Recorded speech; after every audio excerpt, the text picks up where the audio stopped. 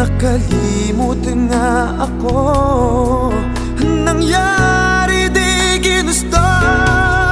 Ako pa ba'y kayang yakapin ang init ng halik sa